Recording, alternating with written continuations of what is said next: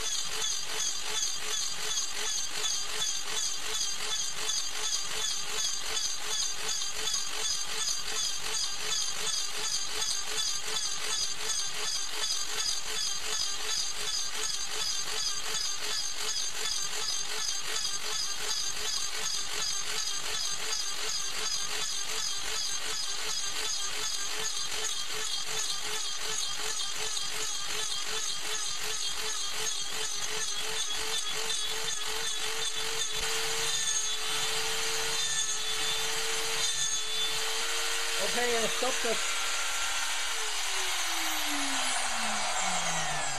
I paused the system.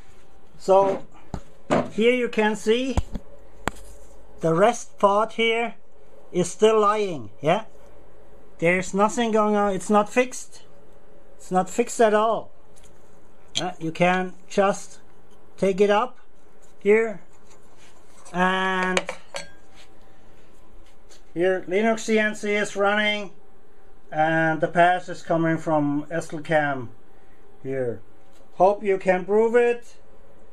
I will restart it and we'll see how it happened. It's about 600 millimeter per minute.